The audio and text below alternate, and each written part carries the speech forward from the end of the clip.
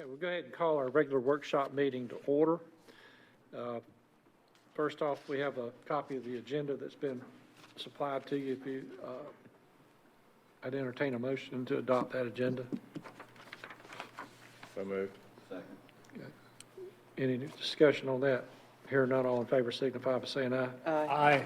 All opposed? We have also got the minutes from the December 7th, 2021 meeting, as well as 15 consent items on the agenda. Entertain a motion at this time. So moved. Second. Any discussion? Hearing none, all in favor signify by saying aye. Aye. All opposed?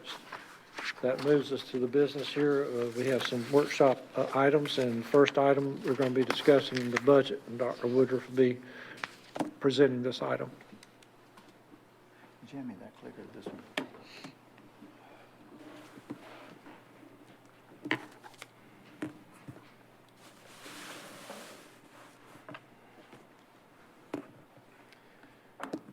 Just when you thought it was safe to come back to council meetings, guess what faces you? Your budget. The next several months, we're going to be focusing on the budget for FY23. When we were putting this together the other day, John said to me, "Can you believe that we're into 2022? It just seemed like yesterday we were dealing with what? YK2. 2 full decades of this century have gone by. It is nothing short of amazing how time passes. What we'd like to do tonight is talk to you about a budget schedule, talk to you as an overview of some of the challenges we're going to be facing with personnel, and also talk to you about road paving. Now, in the first two, we're going to give you some suggestions, but in the third, we're going to give you information and actually ask you to give us some direction.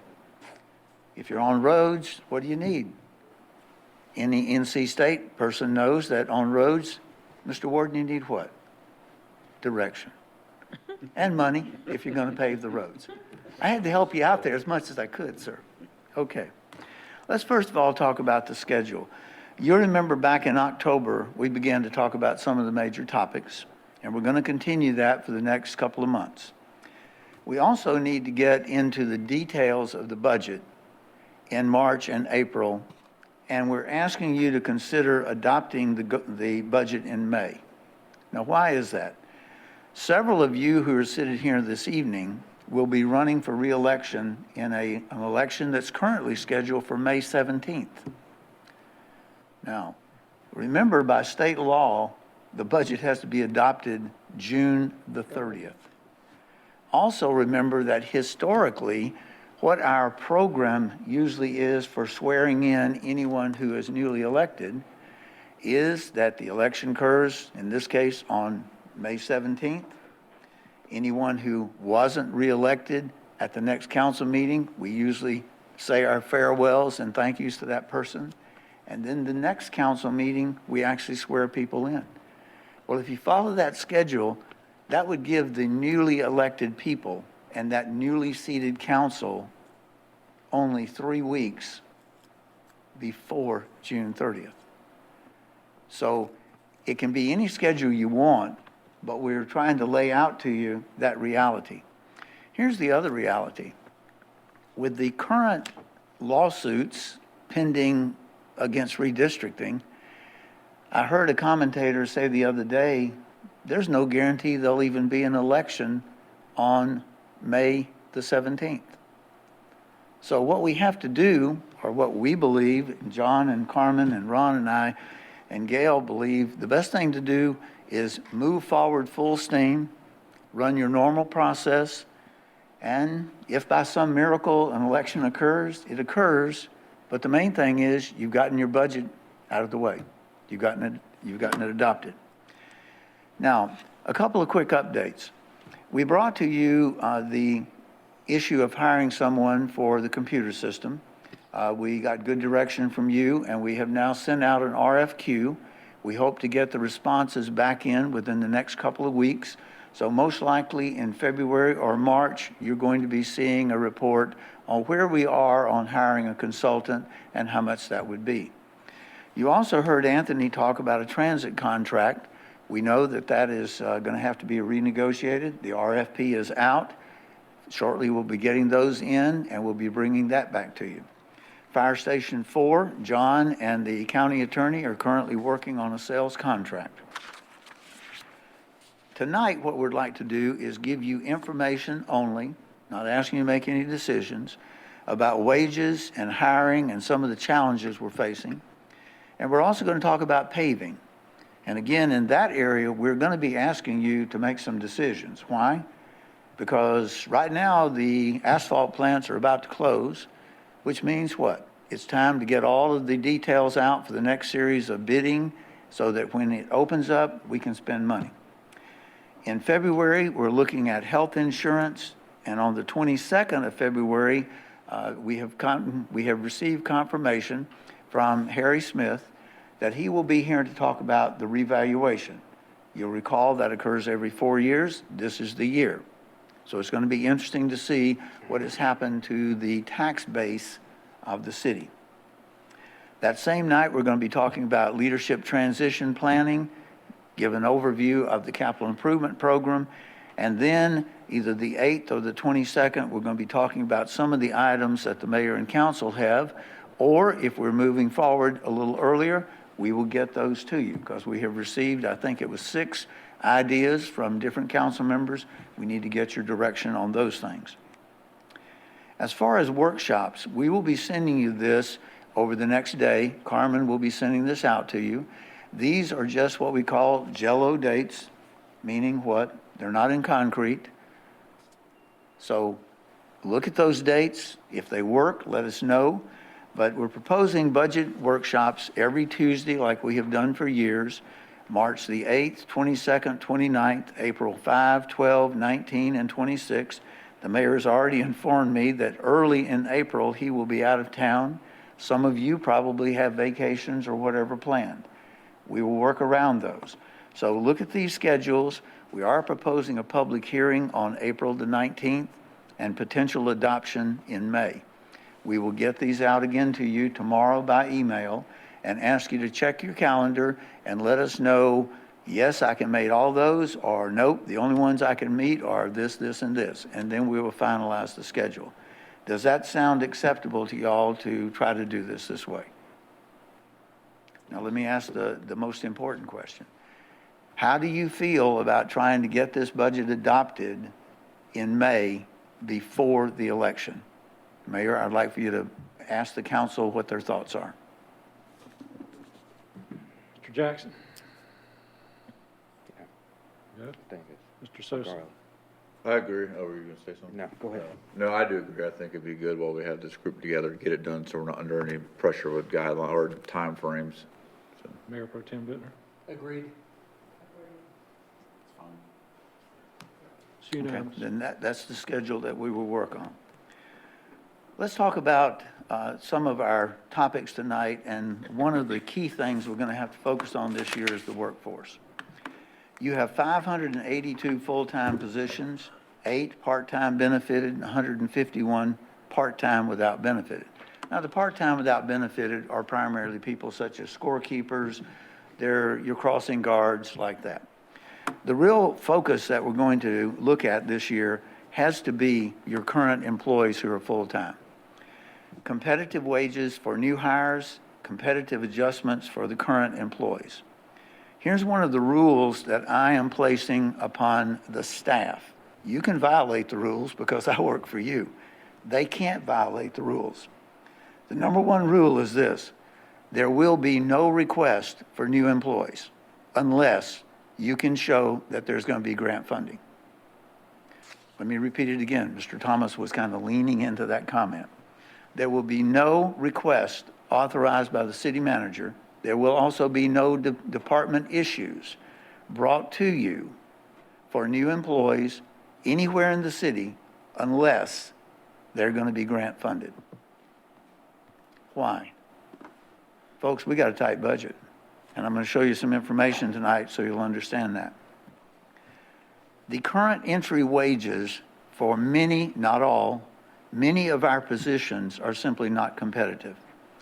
Employees are leaving us, and we're going to show you documentation, They're leaving for better pay.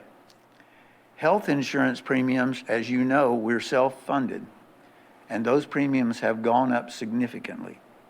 And two things have happened.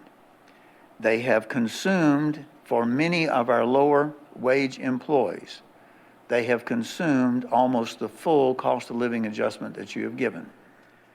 And what has also happened is we have lost people in our health insurance program simply because the premiums have gotten to the point where the employee cannot afford to pay the premiums.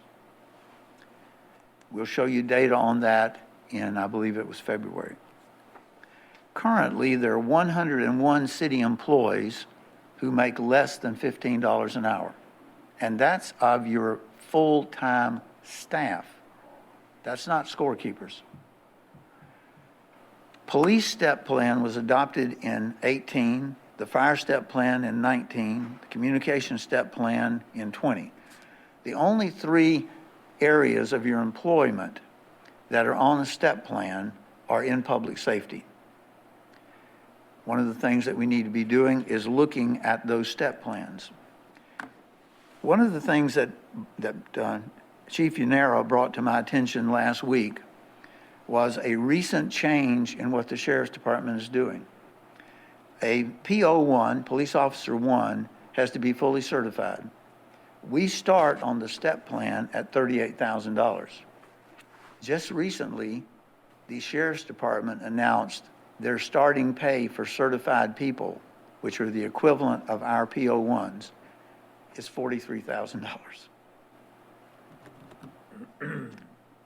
Once again, we can thank the county for a lot of blessings. Also, because of COVID and the requirements that have been placed on the base that you will get shots, we've been notified that there are 15 firefighters who are resigning from their positions on the base. We have already lost 4 firefighters to the base, and we've been told that potentially 3 more. I can tell you, we may be able to compete with the Sheriff's Department. We cannot compete with the base for firefighters. I mean, their salary is so much larger than ours that every time they have a vacancy, we have personnel who put in to move to the base. Let's talk about the inflation rate.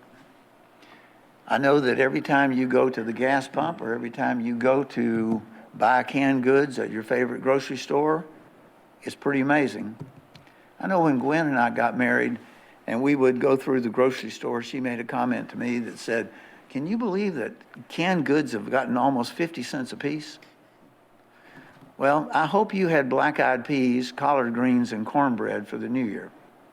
Now, I know that you can't get that at certain burrito shacks, but if you did that, you found that black-eyed peas are not 50 cents a can.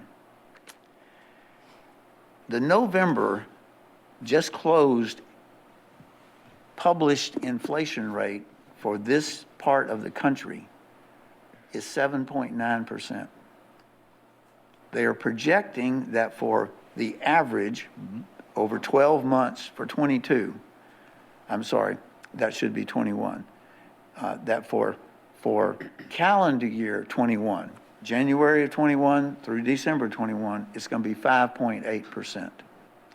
That is the highest inflation rate that this country has faced in 20 years. How does that impact us? Well, guess what? This past year, you passed on to certain employees a 4% cost of living adjustment, and you based that upon the fact you were trying to catch up with the cost of living.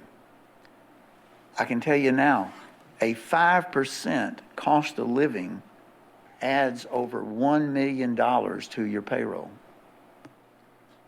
These are real challenges. I know you know that. Turnover in this past fiscal year was 18.7%, and that's just the full-time employees. If you added all of the part-time people, it's a much higher number. The other thing that we're finding is the application pool is the lowest that we've seen in the decade that I've been here. We're having fewer and fewer and fewer. I'm not talking about police officers. We understand that there are issues nationwide that are causing police officers, the applications aren't there. I'm talking about every job, everything from secretaries to sanitation workers to whatever.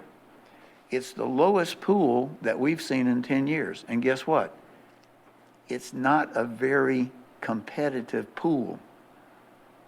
You see that, I'm sure, in your restaurant. Finding good quality people is a challenge.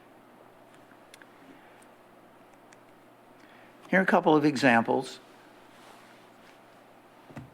One of the ones I would point out again is that the Onslow County Sheriff's Department is at 43,000, but guess what? The mowing crews out at the county, I'm not saying that they're out mowing the horse pastures, I don't actually know that, but $17 an hour versus our $15 an hour. We have lost in the Parks Department people who have been with us for literally 5, 6, 7 years, excellent employees, but they've moved on, and you can't blame them. If they can pick up an extra $2 or $3, that's $4,000 to $6,000 a year when you pick up an extra $2 or $3 an hour. Attrition.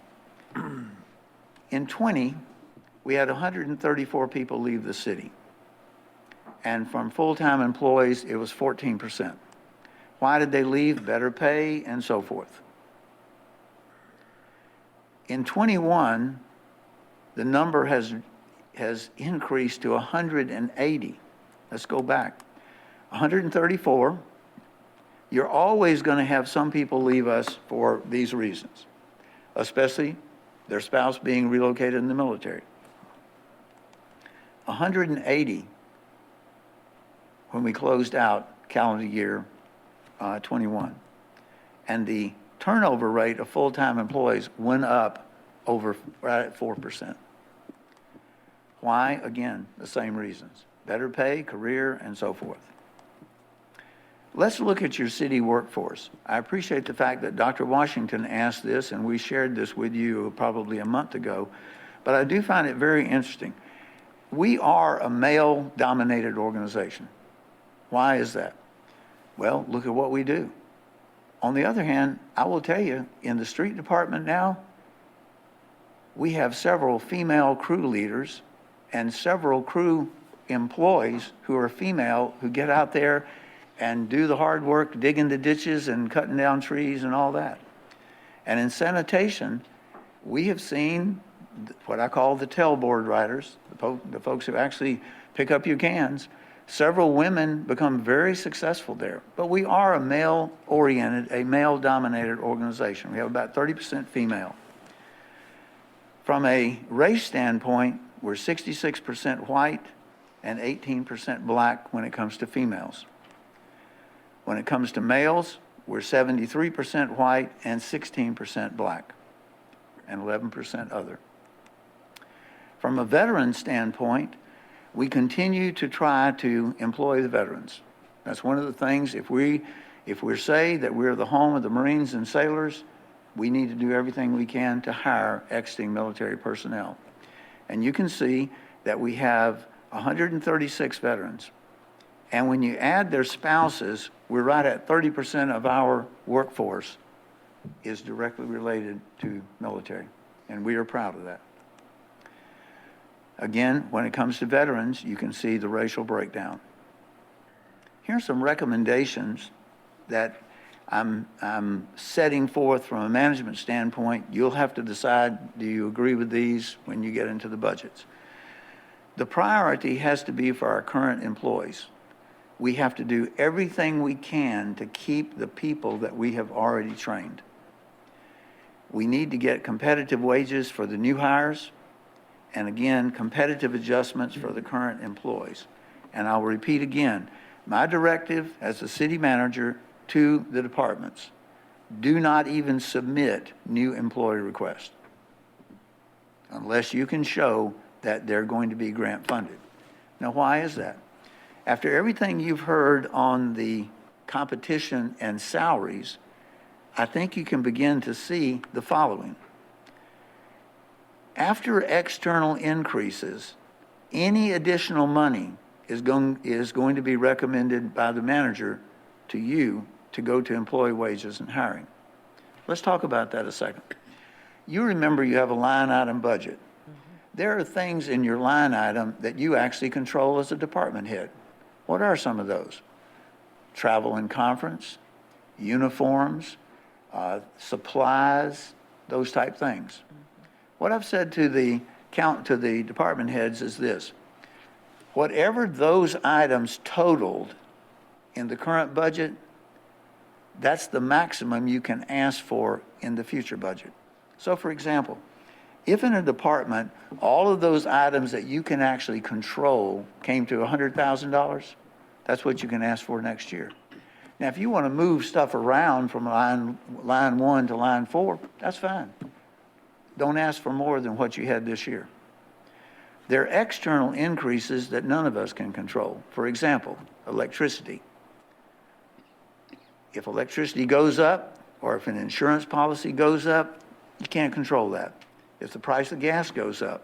Now, fortunately, we continue to have our previous policy that's worked well for about a decade of funding gasoline at the highest possible price. And again, you can see no additional employees unless they're grant funded. One of the things that it is time for us to address the step plan for the police department.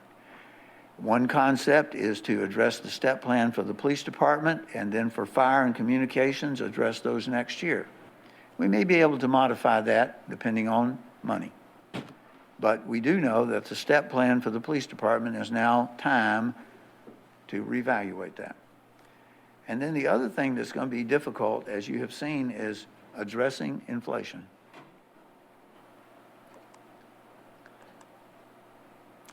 That's the part where we appreciate the fact you've been courteous just to listen. Before we move into paving, do you have any comments, thoughts, questions, need clarification on anything I've covered regarding the issues that we're facing with employee wages and competition? Well, I mean, the situation is dire, in my opinion, of what we've seen here, to be able to keep our employees, on and not losing them to all these other organizations that are paying higher. I know that with the county, of course, they're working with some of our money now anyway, so they are able to pay, their employees a little bit more. But I think we really need to address this. We really need to put some thought into it, and because, our employees are, they're the ones that row the boat here, I mean, they're the ones that deliver the services. They're the ones that represent us out there to the people we serve. I think that we got to find a way. I mean, we're going to have to find a way to be able to keep all this organizational experience that we have. We're just losing way too many people. And again, like you said, like you indicated there, they're being lost in the middle here. These people that have come here, they've gotten trained. They've got that experience behind them. They're the ones that that actually provide the service. We can't afford to keep losing these type of people, these employees. And the other thing is too, in the world of competition, as far as getting new employees, especially in the public safety area, we're being outpaced. You saw that $5,000 difference. I'm surprised we hadn't had more people leave than what has left. But these are, I consider the situation to be something dire and something we really need to focus on during this budget cycle.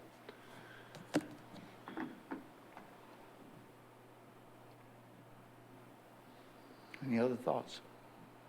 Now, let me also, I will remind you, my job is to bring you a budget that does not require a tax increase. Every year when I start the budget, I understand that the last thing you want to do is raise property taxes. I also understand this. Inflation hits taxpayers. It doesn't just hit city employees. I can't promise you anything other than this. My constant pledge, Gail's constant pledge, every one of us has pledged to you, every year we will bring you a balanced budget that does not require a tax increase. That is always our goal. And I want to state it again, that's my goal. That's my obligation to you. If we can't meet that, then we will try to figure out together how we do that. I don't want you to sit there and think, oh my goodness, he's going to bring us a blank cent tax increase. I understand my obligation, and I plan to fulfill that obligation to the best of my ability. Okay? Let's talk about paving. You know, I could say a good cliche such as, this is where the rubber meets the road. Mr. Thomas, what do you think about that cliche? That's cliche. pretty good, eh? You know, it doesn't matter whether you drive a Ford or a Chevrolet or one of those other cars. Streets in this city, y'all have tried to address for the last, 5 years? You've tried everything from the standpoint of asking the legislature to adopt a local option sales tax. All been turned down. So I will say it this way. There's not a lot of good news here, but we have a couple of ideas we're going to ask you tonight to consider approving. You have roughly 165 miles of roads that you're responsible for. As you know, they're broken down into categories of condition. Based upon the latest result, you can see A and B roads. A roads, that's great. B roads are, pretty good, great. C roads are getting in a little bit bad shape. D roads are getting in bad shape. And E roads, you really don't want to drive on unless you absolutely have to. You can see the mileage. Our priority for the last couple of years has been working on the C and D streets. And you can see that 68 miles, 42%. You can also see that we have 3 miles of very bad roads. Remember that number because we're going to be talking about a potential way of addressing that. Powell bill is the primary source. The second source, you have been deciding each year how much of the general fund will you put into paving. Powell bill is right at $1.7 million. The general fund you've been using to subsidize it. You remember after the audit a year or so ago, you voted to add $1 million to paving. This year, when you adopted the budget, you agreed to add 1 tax cent to go to paving. So for this year, you've added $368,000 from the general fund. Powell bill can only be used for these things, and you can read what they are. When we get the 1.7 million, unfortunately, we don't put all 1.7 into paving. Why? Well, go back and look at these things. You've got potholes, you've got drainage, you've got other things you have to address. So the Powell bill money is spent. The streets department gets $890,000 in this year's budget to take care of the potholes, drainage, minor repairs, and so forth. That leaves you about $750,000. You also have approved in this year's budget $100,000 for sidewalks and $50,000 for ADA, Americans with Disability Act improvements.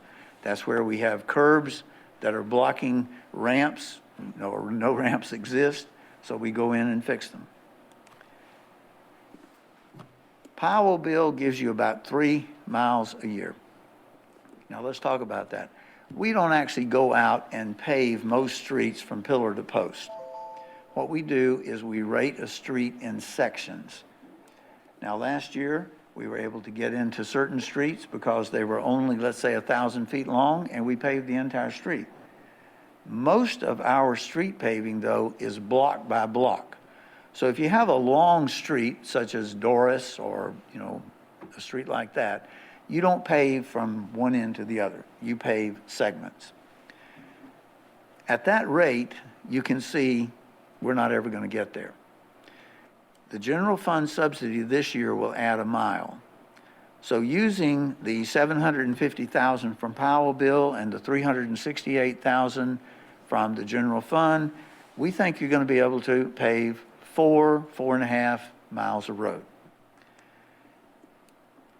Milling and overlay is where we do our least expensive work.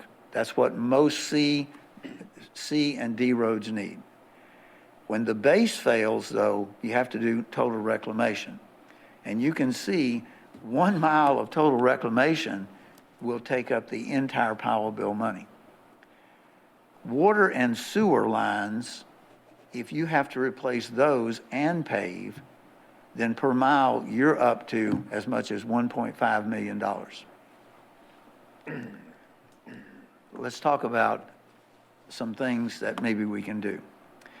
Continue to focus on the C and D level streets, but how about if we amend our current budget?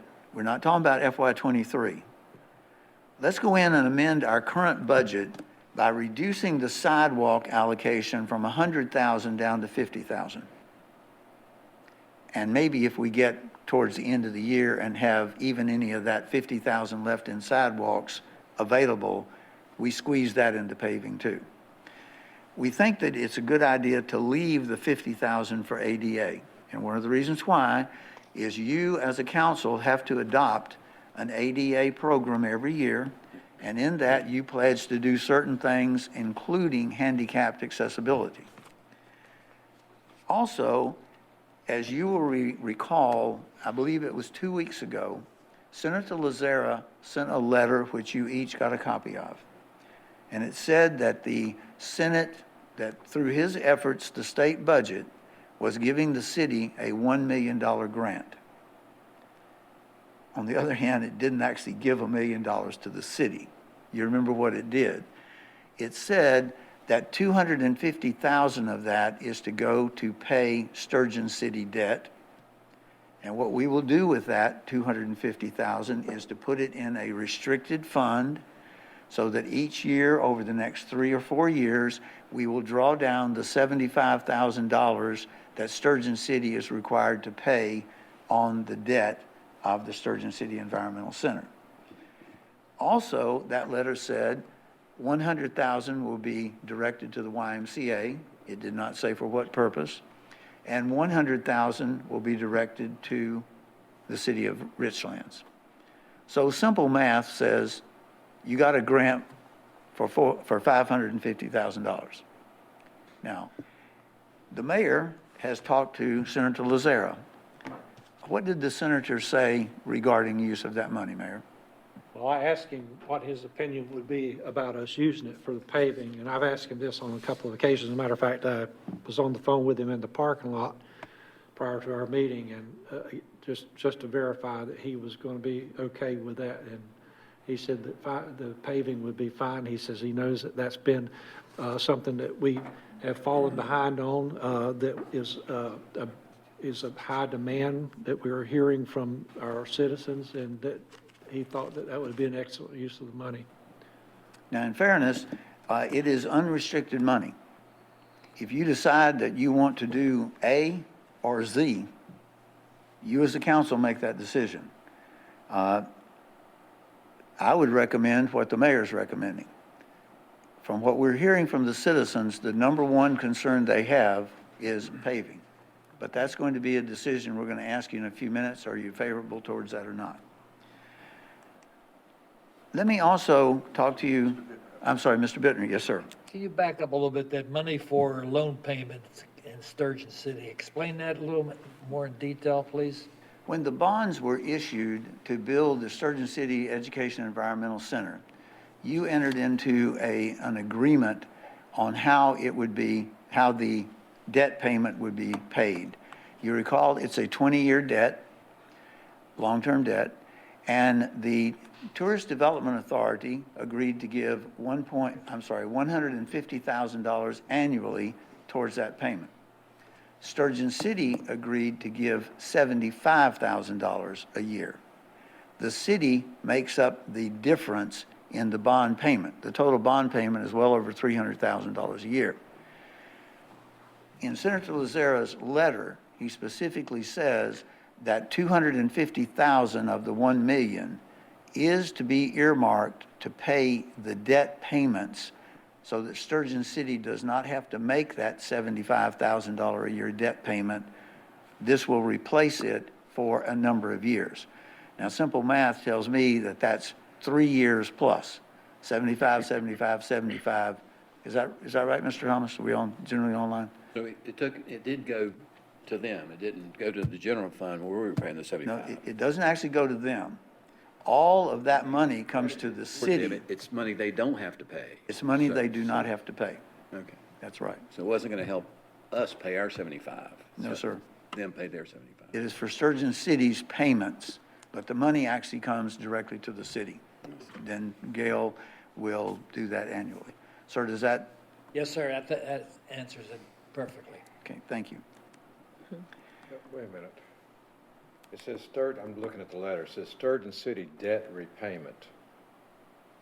I mean, we have a debt, part of that also. I mean, it's not specifically directed for Sturgeon City folks, it's the debt.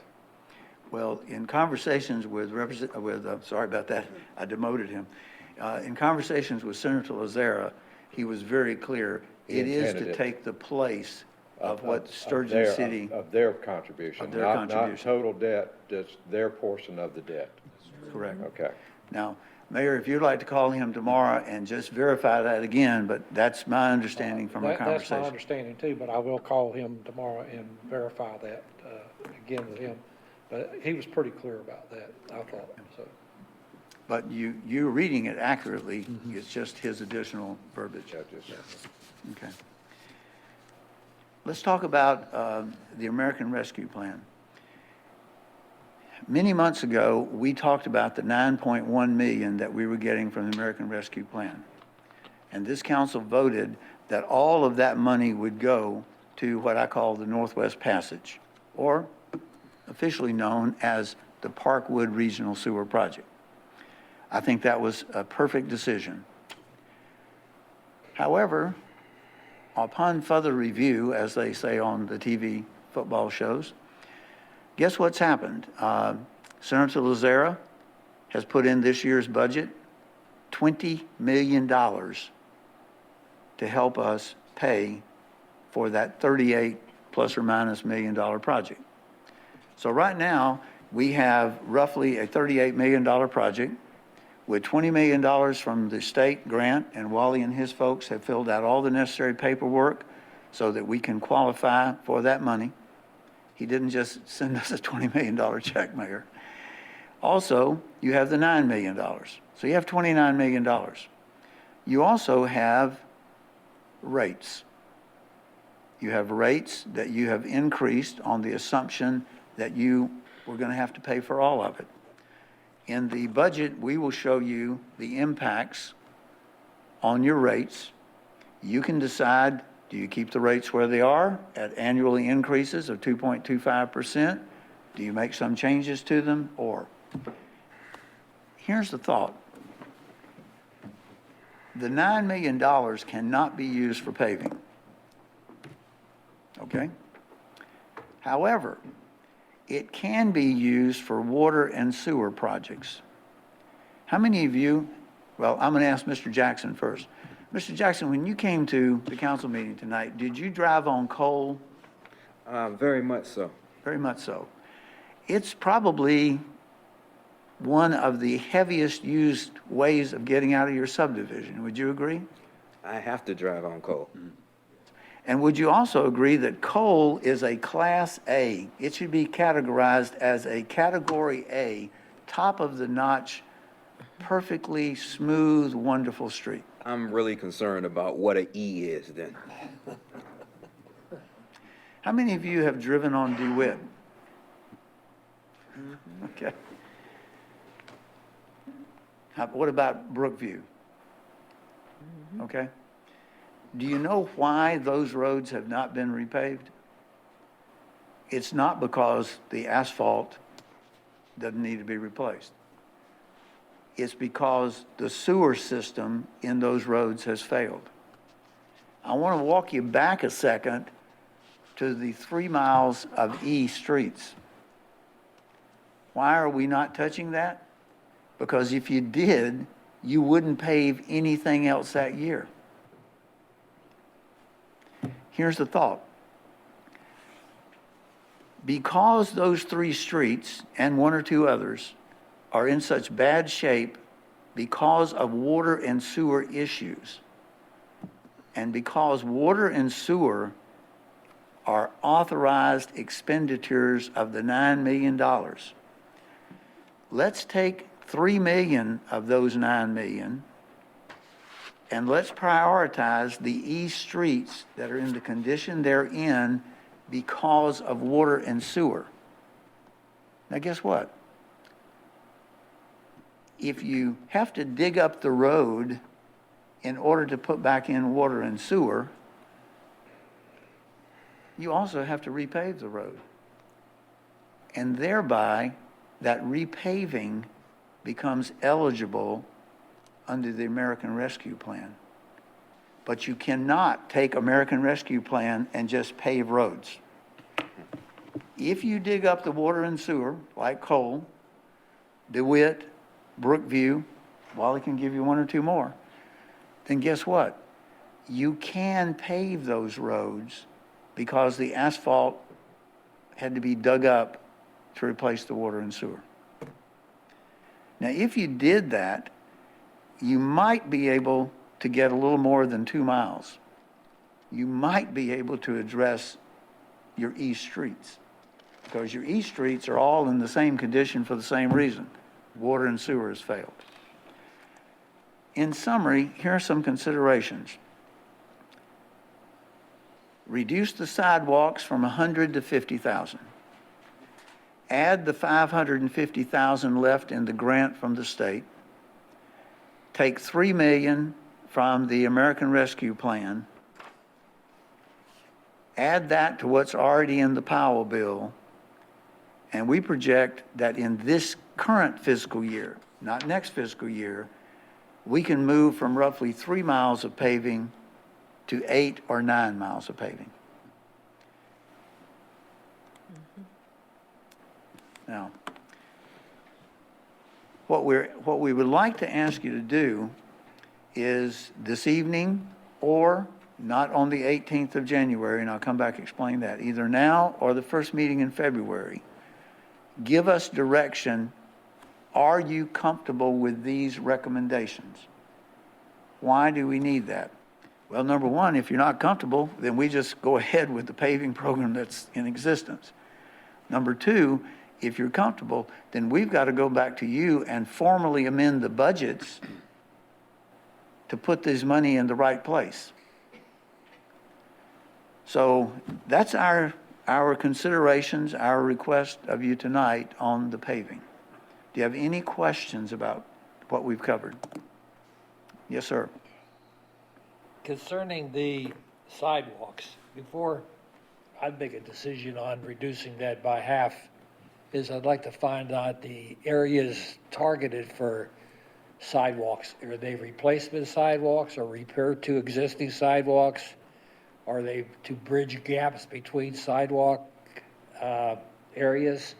I'd like more information on that. We can certainly provide that. Excellent. Yeah, heavy traffic areas possibly, if there's a lot of walking in that area, Yeah, you know, all the things. yeah. We can certainly do that. I think this is an excellent idea myself, as far as one way to tackle this, because, you know, we've heard a lot of complaints from our citizenry out there about the condition of the roads, and they're not going to get any better unless we do something. And I think that, you know, we need to start doing something now. I mean, it's, you know, we've got a lot of catching up to do. Plus, you know, this could be a kind of a long process too, as far as getting contracts out and all that. So the sooner we can act, you know, as far as, you know, putting this money towards this, I think the quicker we're going to get action, that our citizens will be able to enjoy, you know, the fruits of this labor here I know that, again, I've been down Cold Drive, I've been down, Brookview, and I've been down DeWitt Street, and I'm telling you, those are some bad roads that need to be addressed ASAP. I mean, I think we need to go ahead and start working on that. Bob? Just a comment. You mentioned that we couldn't decide at the next meeting. Is that did I hear that? Yes, sir. We can. I'm sorry. The next meeting is January the 18th. That is going to be the public hearing on the Housing Authority petition. We could certainly put this on that meeting. We anticipate that meeting is going to be rather lengthy, but if you would like to have some of this discussion, we could put it on the 18th, and if the Housing Authority discussion lasts too long, then you could simply postpone it until the first meeting in February. But that's the reason why we had tentatively not, but we can certainly put it on and just see how time works. Well, if we get an answer on the sidewalks, I mean, I would feel confident making a decision next meeting. I mean, I think that'd be my biggest concern, like Mr. Bittner said, would just to know more about the sidewalk situation. I think the rest of it pretty much makes sense. Okay. So I feel like if we wait too long on the paving stuff, eventually over years, the A and the Bs are gonna start to slip, and then we're gonna just keep recirculating, so we need to start making progress. I agree. And what we could also do is this, even if we don't have everything ready on the $50,000 sidewalk issue, that's obviously the smallest piece of this puzzle. So whenever you're available and comfortable making that decision, so at the moment, if it's acceptable, we will put this on as an agenda item for January 18th, 2 weeks from tonight. And then if you're not ready for then, we will move it to February. Bob? The only comment I was going to make is what you just said, the $50,000 is a drop in the bucket. It has a bigger impact on sidewalks than it's going to do on paving. I don't know that it's worth worrying about $50,000. I'd rather keep our sidewalk program like it is. The $50,000 is not going to amount to a hill of beans on the paving side. Whatever you're comfortable with. What's the desire of the council? Sounds like if we would go ahead and take 2 and 3, we would be done with it for now. And Just get leave the things moving, sidewalks get the way things they were. moving. I mean, we could still look at the sidewalks, and that would be an addition. But what did you say earlier about the paving plants closing? I guess that's a seasonal thing. Well, once it gets cold, I know that you woke up this morning in South Florida at 75 degrees. The rest of us woke up at 29 degrees. And what's happening right now is the asphalt plants are closing. You just don't make asphalt in cold weather. But now's the time for us to get all of the bid documents ready so that when they reopen, we've already got the bids and are going full bore. The general fund 1 mile there, goes back to the money that we designated after the audit to go towards this. Is that correct? Yes, sir. Regardless of, if you decide not to do any of these things, in the paving plan this year is the $750,000 from Powell bill and the $368,000 from the general fund. That money is there regardless of what else you may do.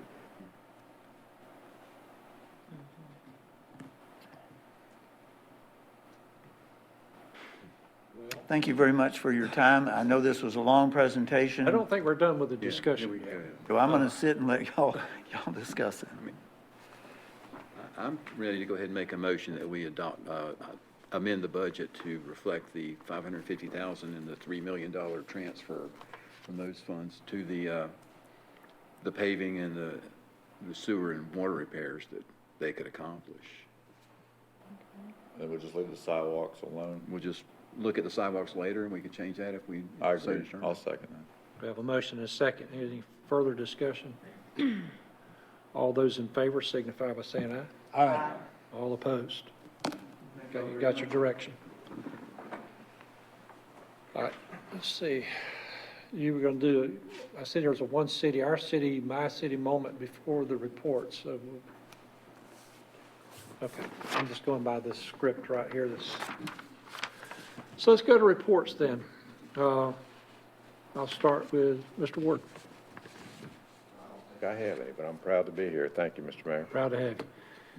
Thank you, Thomas. No. Ms. Washington. Mr. Sosa. No, hope everybody had a good Christmas and a Happy New Year and ready to start off fresh. Mr. Jackson, A little bit. please do. First of all, Sandy Run Missionary Baptist Church is back online again. Beautiful facility. Yeah. Beautiful facility. I think we'll be able to do a lot more for the community there. And I think that's the plans where the whole congregation has. We know that New River or Town Center was very much impacted in the past, and we would like to do a whole lot more out in that community. Yeah, it was a little painful to see the old structure to go down, because I got a little history there other than my foreparents being under the tree. And from what I understand, my parents were the first couple to get married in the old structure. So, but time moves things on. So I look forward to the things that we'll be able to accomplish in that structure. Another thing I would like to mention is on Sunday, when I was trying to come back from New Haven, Connecticut, because I went up there to visit my aunt, in the airport in D.C., Reagan National, there was a medical emergency. And I saw a young lady who was a nurse, anesthetist. Is that it, Dr. Washington? Anesthetist. She puts people to sleep. Right. She ran into action from across the area. And so many people were involved in trying to clear the way and, trying to bring comfort. It looked like either it was a grandchild or a child there. And the lady was actually turning blue. So this lady literally saved this woman's life. And it made me think about Dr. Washington when we had the issue here, because it was one of those reflex actions I think you have, with what you do, and the discipline you decided to get involved with. And it showed me the best of what, humanity can bring, because there were so many people, different people involved in that process. And thank God we did have that young lady there, and then a doctor came on the scene, because it took a lot longer than I thought it should take for, the medical group from the airport to get on scene. So I'd like to thank, all those that serve us day in and out, our public safety people, our fire department, anybody that is in the medical field, because it's just incredible what I saw that day, and she thought of it like it was nothing. I told her she was amazing. That's all. Thank you, Mr. Jackson. Mayor Pro Tem Bittner. Real pleased to see the council make a move in terms of a big advancement in our paving program for the city. And I want to echo the same thing. I want to commend the staff for the work that y'all put into it, and also this council for making the right decision in this case to meet the needs of our citizens. And with that, we have our report from Dr. Woodard. Actually, Mayor, I have no items to report this evening. We do have some things relative to life. Anyway, what Mr. Jackson just talked about, life-saving awards. So let's look at that with you, please. All right. I got a few things to say about that. I had the opportunity to go over to public safety and issue these awards to two of our public safety officers. First off, I had Officer John Merriman for his efforts in assisting a 49-year-old woman who was in the midst of a severe asthma attack.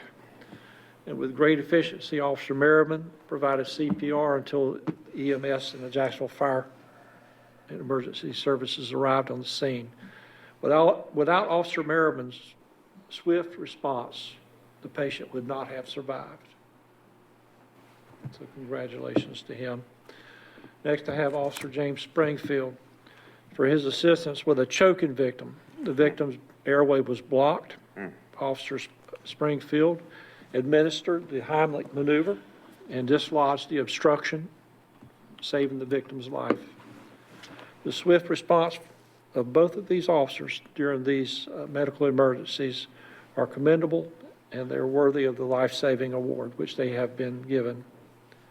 And thanks to all our officers, all our police officers and all our fire and emergency services personnel for the great work that you do out there in taking care of our citizens.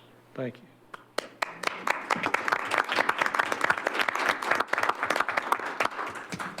Dr. Wood, if you have any further. Have no other items, sir. All right, I believe the attorney has some items for Mr. you. Carter has some information to pass on to us. Thank you, Mayor and Council. As each of you know, because I've made you aware that effective January 1, 2022, there was a new ethics bill that had been passed by the legislature and signed by the governor. And I wanted to, I've had some individual conversations with several of you, but I wanted to publicly say to all of you and go over the bill, some of the provisions, as well as some of the unique things that I'm aware of. And what I'm about to say to you, I've had extensive conversations as late as today with Brett DeSelms, and he's on the same page in reference to my comments about Dick Center and about Joed, which we'll make here in just a moment. But for the public, the new bill says the following: no public official shall knowingly participate in making or administering a contract, including the award of money in the form of a grant, loan, or other appropriation with any nonprofit with which that public official is associated. It further goes on to say that if you do that, the public official will be guilty of a Class 1 misdemeanor. In addition to that, and this is an important part, a contract that's entered into in violation of this section is void. Not voidable, it is void.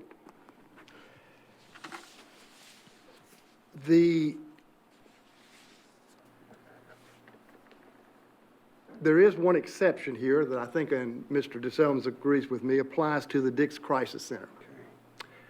There's an exception that says it excludes any board, entity, or other organization created by this state or by any political subdivision of this state. And as we know, the Dix Crisis Center is a creation of not only the city, the county, but Craven, Carteret, et cetera, all the groups and so forth. So again, if there's an item, which there has been in the past, and I presume in this budget will be of $100,000 to the Dix Crisis Center, Mr. Jackson would have no problem in voting on that, even though he is your representative on that board.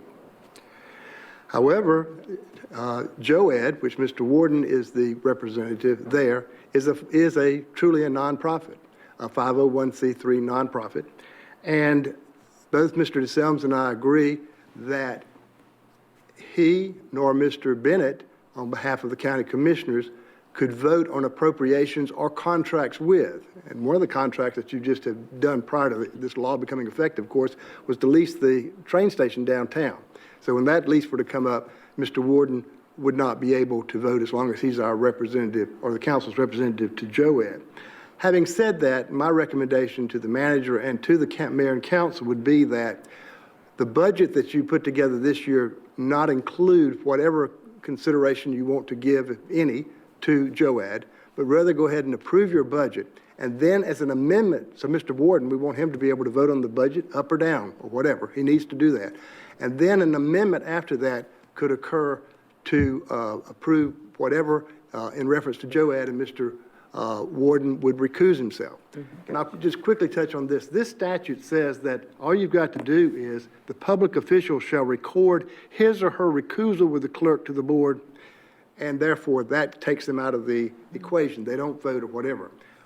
On all other statutes, and up to this point, the law has been basically a council member raises their hand and says, I have a conflict.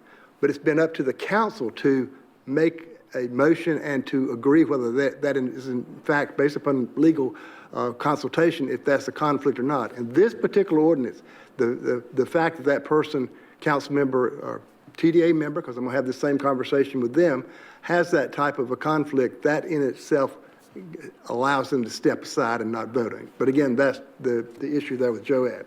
I've had a question about spouses. There is no prohibition from a spouse being involved with a nonprofit, be sitting on a board or whatever, and you voting to give that nonprofit money later on. As you know, in the budget process, normally what happens, and I don't expect it to be any different, you set aside X amount of money for nonprofits. And then you come back at a later time and you actually specify what those are. So again, setting aside that money would not be you knowing it would go maybe to a nonprofit that you set on the board with and so forth. Again, this is important stuff because it's important because number one, we got to follow the law. But number two, we could enter in a situation where when you're making decisions, for example, on allocating money to A, B, and C, and you only give money to A, B, and nonprofit and don't give it to C, and they find out that one of the board members, the council member, sat on A or B, there's a political ramification here as well as a legal and the contract itself being voided or being void, period, like I said. I'd be glad to answer any questions. This is an evolving thing. I will let you know that, as you are probably already aware, if you get the league letters as I get, the league is trying to get some modifications to the law and to the bill. But at this moment in time, what I've stated for you is the law. And we need to try to do our best to follow it. Now, if there's modifications, we'll certainly bring that to your attention. And Senator Lazara has had a conversation with me about it, and he's aware of the concerns, especially of smaller communities where a lot of the folks there sit on the nonprofits as well as sit on their council or their TDAs and so forth. But again, this is what it is, but I'll be glad to answer any questions that anyone may have. Would you define association? You said any person associated. What's the association? No public officials, the public official is defined, which of course you're a public official, okay? The nonprofit, okay, nonprofit with which that public official is associated. That's what I want to know. How's Okay, this is the definition. A nonprofit corporation, organization, or association, incorporated or otherwise, that is organized or operating in the state primarily for religious, charitable, scientific, literary, public health and safety, or educational purposes, and of which the public official is a director, officer, or governing board member, excluding the ones that, like the Dick Center, that y'all as a body set it up. Okay. What if it's more like an advisory committee than associated, almost? It said, sir, whether incorporated or otherwise. I think that would fit the otherwise. If you're, let's say you're just an association and you're asking money from the council or from the TDA and you sit on you got a problem, I think. So you're saying the TDA would be problematic? What I'm saying is the same thing would apply to the TDA. We have members on the TDA, I don't think it's any secret, that actually sit on some of the boards that receive money from the TDA. That's going to be a problem going forward. And we're going to have to talk about that, whether they recuse themselves or whether they elect not to sit on that board. Those are the discussions that we're going to have there. Thank you. Before. Yes, Let's also take a moment to have John update you regarding the election law challenges. So can you update him on that? Well, the North Carolina Supreme Court on January the 7th, as I understand it, are to be receiving oral arguments on the lawsuit that is pending before them. As I understand it, and my information is from the press, just like yours is, there's 3 lawsuits in this state that are actually challenging the redistricting that was done by the legislature. Some of that was on the media yesterday and so forth. But again, right now, nothing is set except the Supreme Court, that is North Carolina Supreme Court, set May 17th as the election date. They did not set any time as far as filing. They certainly said anyone who has filed up to that point in time when it was stopped, you don't have to refile. Your name is in for that particular slot that you file for. But again, further guidance is going to come from the Supreme Court whenever they decide to give that guidance after they hear the arguments on the 7th of January. Any other questions on that? Let's also cover one other thing that several council members have asked me about, and that is the mandate under the OSHA regulations, the federal OSHA regulations, relative to mandatory vaccine of city employees. Let me correct one thing. The January 7th date is the date that the United States Supreme Court will hear arguments on this vaccine mandate. I'm not exactly sure if that's the same date that the Supreme Court is going to, the North Carolina Supreme Court is going, got so many lawsuits going on. If that's going to be the same date, they're going to hear arguments in reference to the redistricting issue. Back to Dr. Woodruff's comment and topic here. Everything is pretty much stayed at this point in time by one court or another. The Supreme Court is going to hear the issue of whether the federal government under the administration has the authority for OSHA to require those employees that have 100 or more employees to be vaccinated. And that is the primary thrust of this. Now, they could say yes, they could say no, they can do modifications because there's other requirements there. For example, if you don't get vaccinated, you had to be tested at your expense, as you recall, and you had to wear a mask.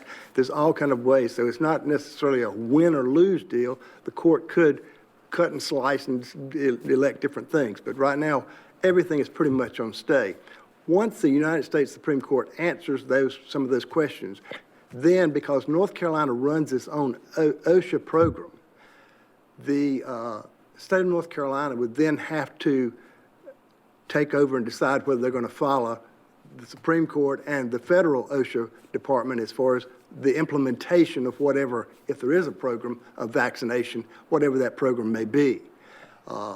If they don't, then of course they run the risk of losing the authority to run their own OSHA program. The federal government can take it back because that is a federal program that has been given to the state of North Carolina to run in accordance with federal guidelines. There's lots of hoops here to jump through yet. So again, it's going to be a while before you're going to have any kind of decision on this because again, that date is January the 7th, and how long the U.S. Supreme Court will take to decide that is anyone's guess. Would that be a legislative decision or executive branch decision as far as North Carolina's? It would be an executive branch decision, sir. Let me mention two other matters on that. But let's assume for the moment that the mandate from OSHA is upheld. The law says that the city, because we're more than 100 employees, an employer of more than 100 employees, we are required to have every one of our employees vaccinated or to have them tested weekly.